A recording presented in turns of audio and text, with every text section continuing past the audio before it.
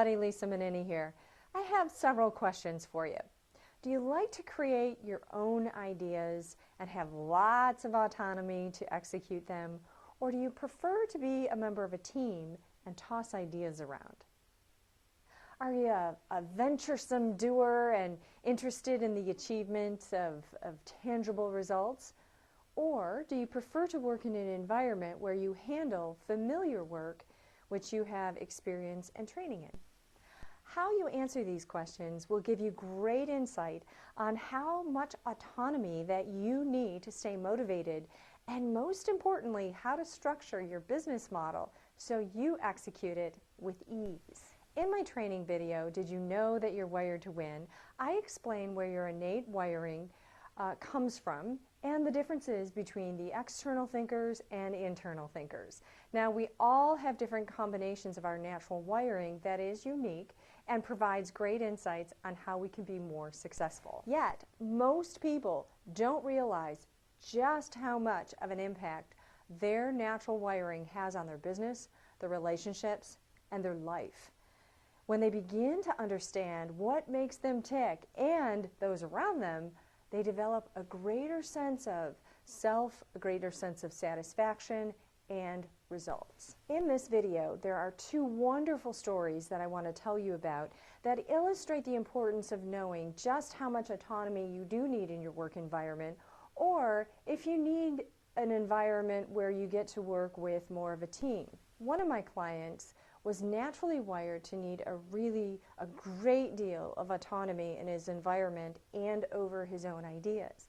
Now, when we first started working together, he just couldn't understand why he felt really motivated in some aspects of his business and really demotivated in other parts.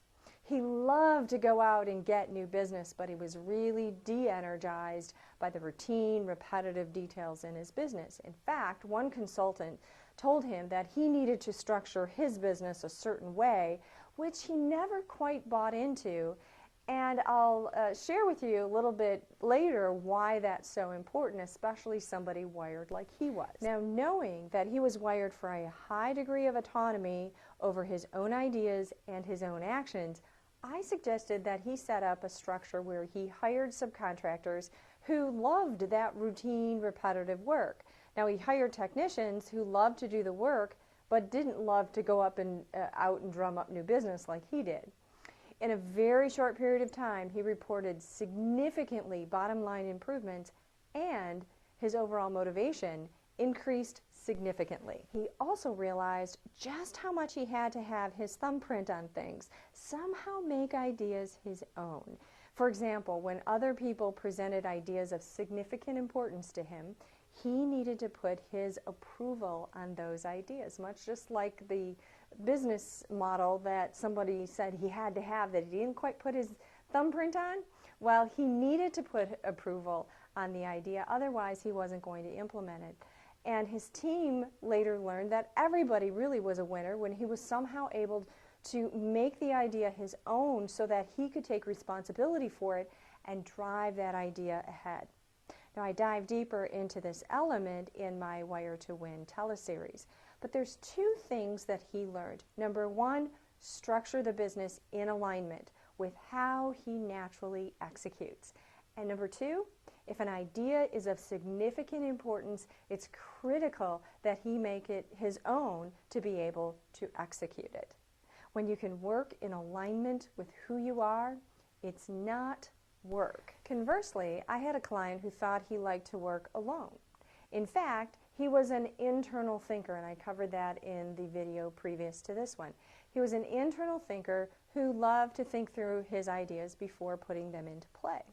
Now, he thought he worked best alone. Unfortunately, he was chronically demotivated.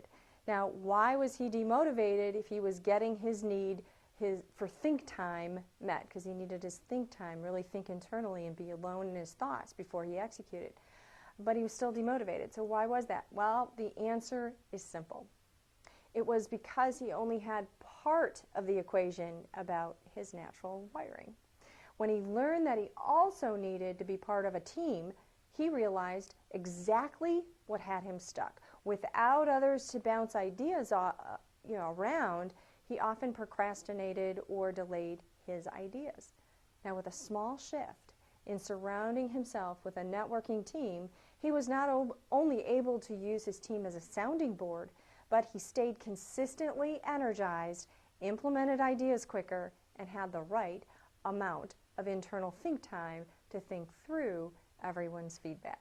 He got what he innately needed and became a top performer in his field. Can you see how just features of your natural wiring influence your work environment, your results, and your motivation? In the next video, I'll cover other aspects of your natural hardwiring so you come out a winner in everything, in business and in life. And if you're inspired to take a deeper dive, join us for the Wired to Win series. More information is below. Until next week, create a great life. Bye now.